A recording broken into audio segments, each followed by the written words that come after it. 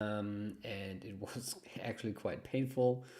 And I mean, I don't want to say that I had the injury because of stress, but the doctor said, okay, your stress level could have kind of accelerated the injury that I had. And maybe for you as a background information, so I mean, when I started in management consulting, I was very, I mean, I still am very ambitious, and I was very, very flexible with my working hours. So I had no problem to work during the weekends, to kind of do the kind of management consulting all-nighter stuff. I had no problems like with getting only a couple of hours sleep. So I mean, back in the days, this was no problem for me. But nevertheless, the kind of injury and operation that I had made me thinking, because I realized that I mean I can't do, or I cannot kind of work at this pace forever. I mean, I'm getting older and older, and I mean I don't want to kind of actually kind of I mean sacrifice my body and sacrifice my health for my work. Okay, so this is not why I'm doing this job. Okay, I mean, working hard is fine, but at what cost? I think this is a very important question. And this kind of time at the hospital and the kind of incident that I had, it really made me thinking, and it made me reflecting on my weeks that I had in management consulting. And maybe just as a background to give you an overview where this comes from. So my weeks typically are the following. So I mean, like 3 months ago. So usually from Monday to Friday, I work for Stern Stewart, so the firm where I'm working as a management consulting. And I mean, this is strategy consulting. Therefore, times are very challenging. So usually I start, let's say, between 8 and 9, and I go to bed between 10 and 12. So this is my average workday, I would say. But of course, you have some peaks. You also have some kind of times where you work less, but I would say this is the average. So between, let's say, 8 and 9 until 10 to 12. Okay, so as you see, these are, let's say, on average, maybe 14 hours per day. So I do this usually, or did this from Monday to Friday. Then Friday evening, I usually plan some time to meet friends and also to do all the networking stuff. So I usually have kind of people here where we have dinner, and where I try to use this opportunity to network, and or I have some networking calls or something like that. This is what I do on Friday evening. Then on Saturday, I usually do all my private organization stuff, cleaning my flat, doing laundry, kind of organizing my week, checking my investments, doing all of that stuff. Obviously, also having time with my girlfriend. And then on Sunday, usually I plan the entire day to work on the content for Mastering Consulting. So, and as you see, this week is quite busy, and I mean, I kind of did an analysis. I tried to analyze so what I do every day, and I wrote it down hour by hour, and I came to the conclusion that I only have like 6 hours per week where I really can relax. And obviously, this is not enough, okay? And this was kind of shocking for me when I did this kind of analysis, okay? And this made me thinking. And I had a call like yesterday actually with my meditation coach. So for those of you who follow me for a while, they you know that I started meditating like 2 months ago, and I made a coaching program with a kind of mentoring person, and I found this to be very helpful. And we also talk about more spiritual things, and about he gives me tips on how to relax from my work and from my working life, which is very intense sometimes. And we had a discussion, and I talked with him about this issue that I have, that I kind of got the feeling I work too much. I cannot really relax. I don't get the feeling that I can recover from my heavy work days. And so we had a very interesting discussion. And one thing that he recommended was to do a sabbatical day. Okay, so one sabbatical day per week. So this was his concept. And we discussed this concept. And actually, what I want to share with you today is a concept of a sabbatical day. Okay, and I want to share like 5 tips or like 5 things on how I structure my sabbatical day from this week onwards. Okay, and for me, this is also a kind of experiment. Let's see how this works, but I want to share kind of my ideas on what a sabbatical day is, how I structure it, and what I expect from it. Okay, and I will kind of share my experience throughout the next weeks, how this actually works for me, and maybe this is something you can also think about and something you could also implement. And even if you're not in consulting at the moment, I think it's nevertheless very important to think up front about certain techniques that help you to kind of deal with all the stress that you have, maybe in university, maybe in any other job. So I think this is valuable for every one of you. Okay, so let's start. Let me share 5 thoughts or 5 tips on how to recover from busy or hard work weeks in management consulting. So tip number 1 is, as I just described, that you establish a sabbatical day. So what is a sabbatical day? So sabbatical day is a day, so 1 day per week, where you only focus on recovering and relaxing. Okay, and this sounds kind of for me it sounded stupid, but I think it's a very, very good idea. Okay, and the idea is that you block this time slot in your week. Okay, so this should be like an entire day or at least a half a day. Okay, where you block time only for relaxation and for recovery. Okay, it's very important that you kind of plan this day in advance. I scheduled it in my calendar as if this would be a kind of appointment that I have. Okay, so I made a blocker every Saturday after my Q&A that I do is now reserved for my recovery day or my sabbatical day. Okay, so it's very important that you make this also a very high priority. Okay, and you might now say, yeah, okay, Johannes, I understand recovery is important and blah blah blah, but I mean, believe me, so I had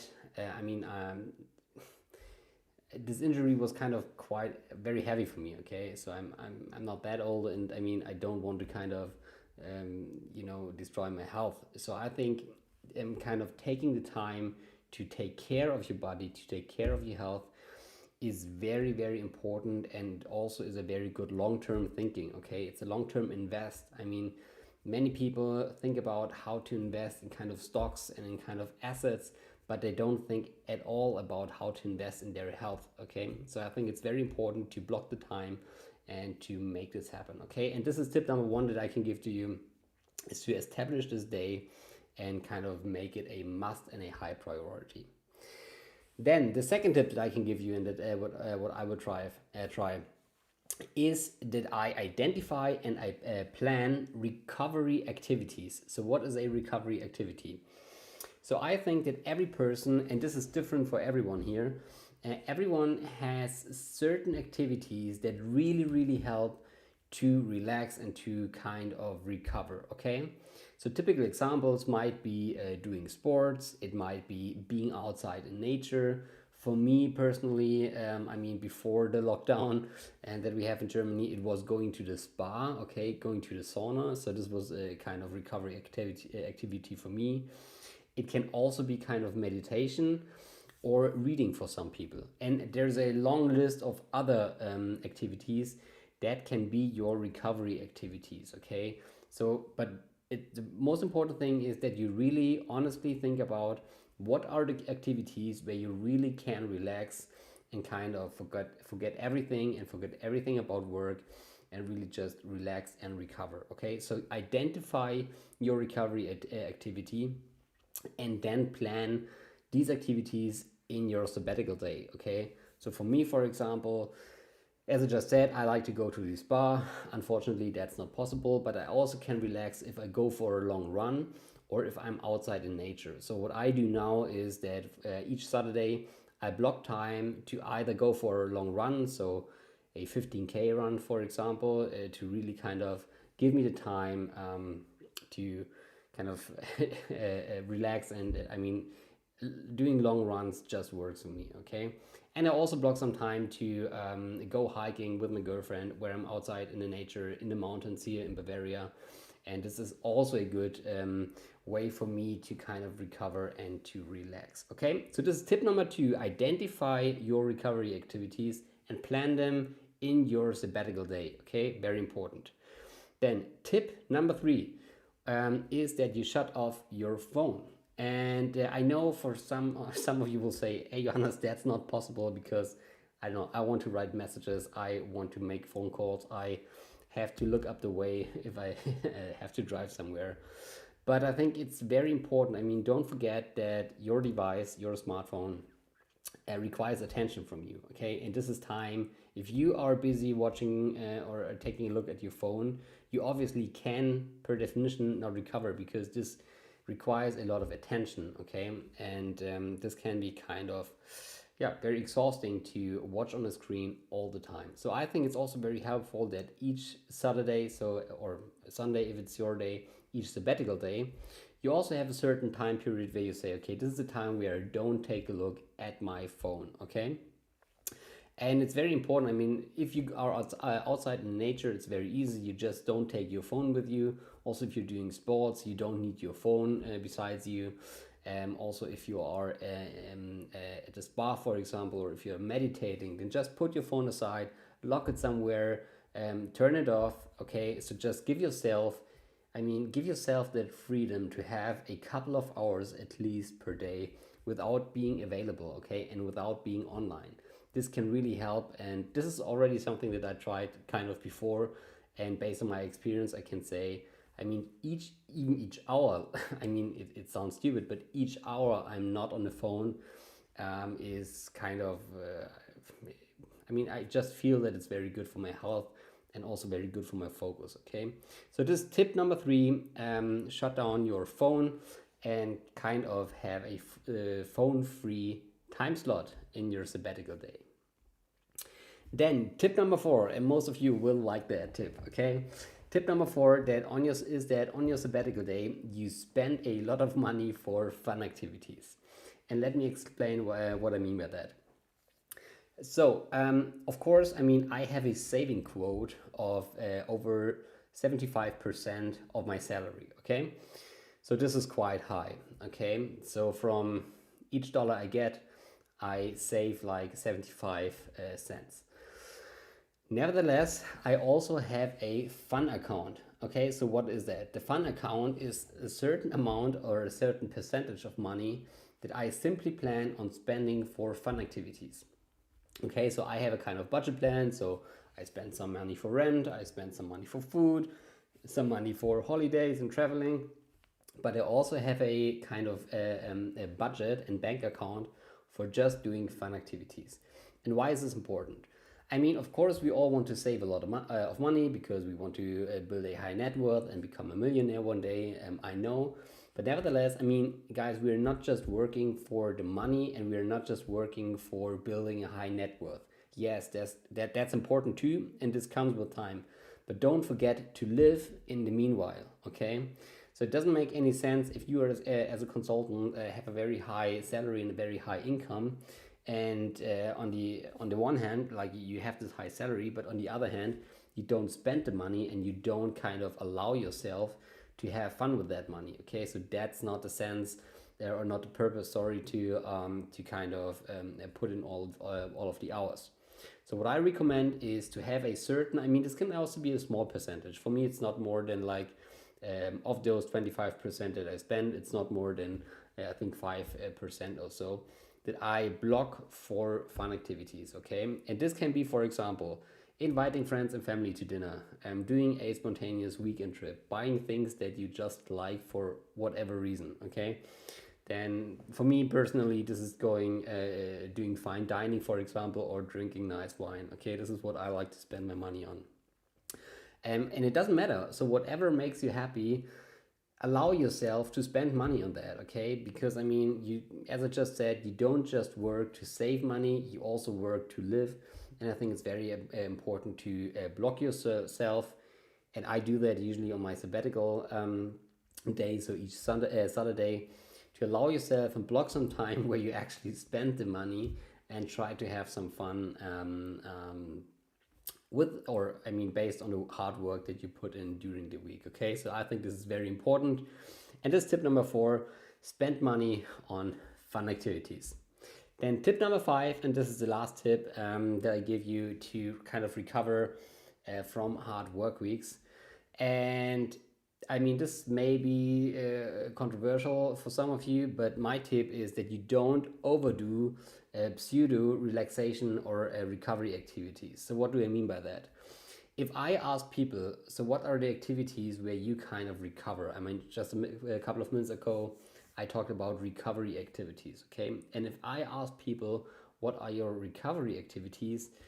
Some of them say, yeah, I can recover if I watch Netflix, okay? Or I can recover if I just kind of lie on my couch and am surfing on social media. And I think this is simply not true. You think you can recover if you watch TV, if you take a look at your smartphone, if you are on social media all the time. You think you can recover, but I think this is a kind of pseudo recovery because I mean, you think it's recovery, but actually it's not because your mind cannot take a break because it's in a constant activity mode. Okay, and I think this is very important to understand. Okay, and you should avoid if you take this sabbatical day, you should avoid kind of falling into the trap of overdoing those kind of pseudo recovery activities. Okay, so for me, yes, sometimes on Saturday evening, I also watch a movie with friends or with my girlfriend. So of course I do that, but I don't do kind of a Netflix binge watching sessions, okay? Because I know this is time that I don't have to do real recovery activities like being in the nature, doing sports, meditation, going to the spa, or whatever your recovery activity is, okay? So I think it's very important. Yes, it is allowed I mean to have a certain time slot during the week where you do, I mean, where you're lazy, where you're just lying on the sofa or the couch and kind of watching Netflix, but keep this time very, very limited, okay? And be aware that this is no real time where you can recover, okay? And this is very important. Okay, cool. If you have any questions, then please write them in the chat. I will just repeat all the 5 points, and after that, I will go through the questions. So again, my 5 tips or 5 things that I do from now onwards to recover from my work-intensive work weeks are the following. So tip number 1 is establish a sabbatical day. Okay, this is one day in a week where you take off, and your only goal is to recover from a heavy work week. Okay. Second tip is that you identify and plan recovery activities. Okay, so try to find out what activities help you to really recover. Okay, and to really relax. So as I said, this can be like sports, being in the nature, going to the spa, reading. So whatever it is, try to identify for you personally what is the one activity where you really can relax and plan this for your sabbatical day. Then tip number 3 is also block a time where you have no access to your phone, okay? Because if you're constantly available, you're not giving yourself a chance to kind of recover and kind of focus on your health and well-being. Tip number 4 is that you also spend money on fun activities. So as I just said, it doesn't make sense to save all of the money. You also have to spend some money to have fun, okay? So try to find out what you like to spend money on and just reward yourself for a hard work week and allow yourself this fun and just spend the money as long as it is controlled, okay? And then tip number 5, don't overdo pseudo recovery activities. So don't fall in the trap of doing Netflix, binge watching, watching TV all the time, hanging out on social media, because I mean, yes, it is allowed, obviously, so it's okay to do this, but try to keep this time as limited as possible because this is no real recovery activity. You just think it is recovery, but actually you don't allow yourself or your mind to take a break and to relax. So these are the tips. So I will definitely try these 5 tips, and I mean I try to really focus on kind of relaxing and kind of recovering, because I found out that after almost 4 years in consulting that yeah, it's very important, and it's getting kind of exhausted if you're keeping up the pace for a longer time period. So it's very important to focus on your health. Good. So with that being said, I will go through the questions now. And if you have any questions, then just write in the chat and I will answer them. Best advice I got: we don't save lives. Take a break. Yes, that's true. I mean, consulting, obviously, we think we are very important, but it's true we are not saving lives, and it's definitely okay if even if the CEO receives the kind of presentation or the document next morning. This is also okay, so no one will die if you just take a break. Okay, so it's very important and keep that in mind.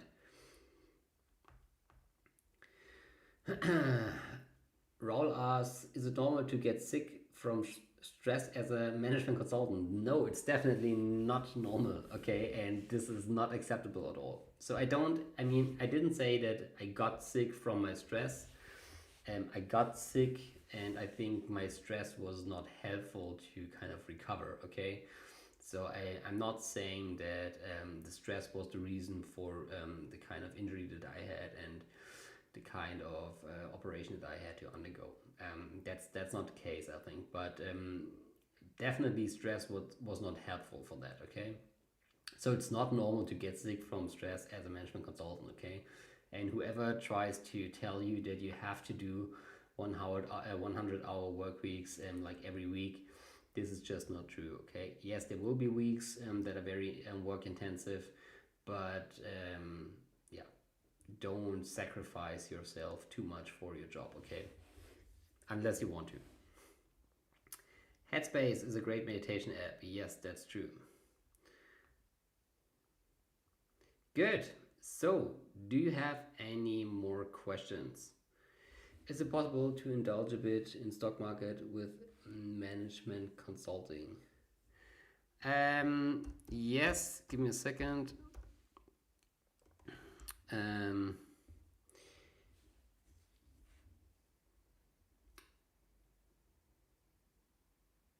So do you mean with indulge like to invest in the stock market, or what do you mean? So Risha, can you maybe elaborate on your question? Then I can answer it.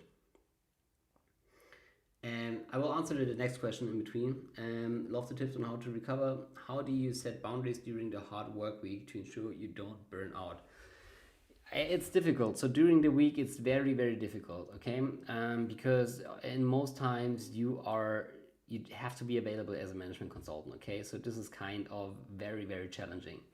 So what I do is I get up usually 2 hours before I have to be available. Okay, so if my first call is at 9, for example, I get up at latest 7. Okay, so usually I get up at 6:30 so that I'm available around 8:30. Okay, so what I usually do is that I use this time slot to do my morning routine. Okay, my morning routine includes meditation, it includes reading, it includes visualization. Sorry, it also includes doing sports, and it includes taking a cold shower. Okay, so this is what I do every morning, and at least this helps me to prepare my mind for the work day. Okay, so this is what I do, and also every evening I have like a half an hour evening routine where I do all of my meditation organization. Sorry, that's the word I was looking for. Where I do all the organization and also some meditation. Okay, so I would say in the morning and in the evening you usually have some time slots. And during the work week, I work with routines. Okay, so I think having a strong morning routine and a strong evening routine helps you yeah, to kind of prepare or kind of work on your mindset, okay, and work on your health. And then, as I just said and elaborated, so I think it's very important to take the weekend and really focus on recovering. And I mean, the mistake that I made, and that's why I came up with the concept of a sabbatical day. The mistake that I made was that kind of, I mean, I always said yes, I take the Saturday off, but in reality, I mean, I am most of the time busy doing some organization stuff, like, cleaning my flat, or I don't know, doing tax declarations and stuff like that. And this always keeps me busy, and I don't find any time on Saturday to recover. Okay, and that's why I kind of had this conversation with my meditation coach, where we kind of discussed ways on how I could change that, and that's the reason why I try now to do this sabbatical day, to really have one day to really focus on recovery, because it's so difficult to do that during the week, okay, besides your routines. I hope that answers your question. Good. Any more questions?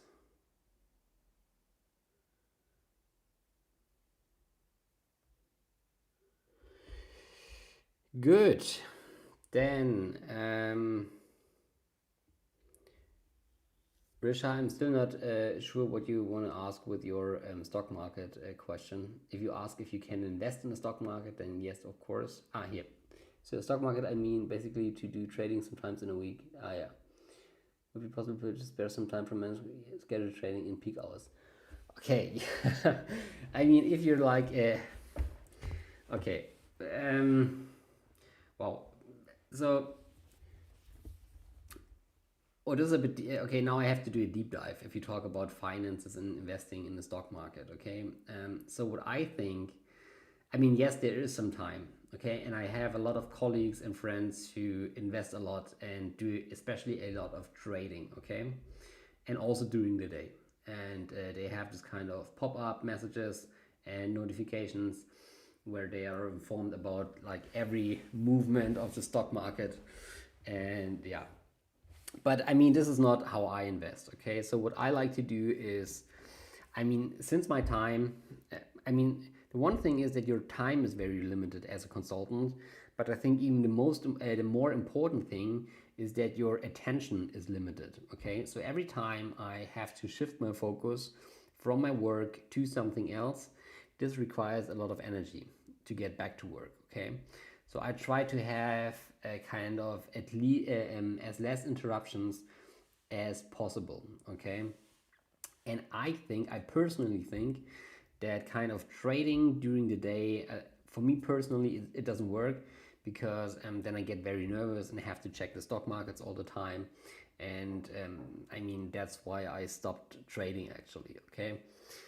What I do is that I block every Saturday a certain time frame and time slot to work or to restructure my portfolio. Okay, so I don't do day trading. If I trade, then it's usually with a time horizon of a couple of weeks, okay, but at least 1 week. So I don't try to rebalance my portfolio on a daily basis. I rather try to do it on a kind of weekly basis or even monthly basis, okay, because I mean, I don't want to get nervous, and I get nervous if I get these notifications all the time.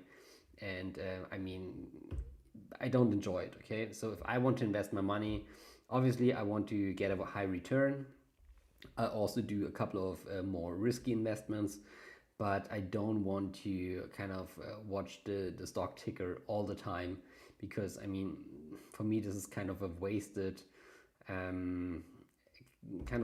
time and energy. Okay, and the reason is, I mean, it's a simple it's a simple calculation. I think you have to always to calculate kind of the invest return, but I mean invest in terms of time. Okay, so for example, if you take, so let's say, I mean, I don't know your net worth. Okay, but let's say you have 10K as a net worth. Okay, these are your savings, and let's say you spend like 5 hours per week to do kind of day trading. Then the chances are that you kind of, I mean, you try to, instead of kind of 20% return on your invest, you try to get 22% of return of your invest. Okay, if you're a great investor. I know if you invest in Bitcoin and crypto, then I mean, you have like 200 or 300 return invest. But on the average over the years, let's say, even if you spend a lot of time, it's very unlikely that you outperform the market. So what would happen if you would take the same 5 hours that you spend every week working or kind of doing the trading or try to figure out the next big thing in investing? What would happen if you would take these 5 hours every week and invest in yourself? And with this, I mean kind of reading books, learning new skills that don't help you to increase your net worth of 10K through investing, but that help you to kind of double your salary, kind of to get a new position, kind of, I don't know, becoming an entrepreneur or whatsoever. I think the return on the investment in yourself is much, much higher than the investment usually that you can make on the market. To a certain level, of course. I mean, if you are a millionaire already, and that I don't know, and then of course it makes a difference if you make 20% or 22% a return on your investment portfolio. But I would say if you are below, I mean, you can calculate below 100,000 net worth, US dollar net worth, then I would rather spend the time investing in myself than doing day trading on the stock market. And I know this was a very long answer, but this is how I see it, and yeah, this is how I do it. I hope this helps you. But the short answer is yes, you have some time to day trade, but I don't really recommend it. Good. Good. Then, if you have more questions, then please write them now in the chat. Otherwise, it's time for me to go to bed. And yeah, please give me some feedback on that. So I'm always interested if this kind of like a more work-life balance topic, if these topics are interesting for you. Also, I talked a bit about my investment strategy. If you're interested in that, I can also do a live on that. So just let me know, write me a personal message. And if you don't have any more questions, then yeah, I just want to thank you for your time. As always, it was a pleasure for me. And thank you guys and girls for all the very nice comments that I receive every day. So this is really lovely. Okay, you're welcome. And yeah, just want to say that I'm really grateful for all the messages that I receive, and it's really fun. And it keeps me motivated, okay? So my goal is to do a daily live session for at least 1 year, okay? So we still have like 11 months to go.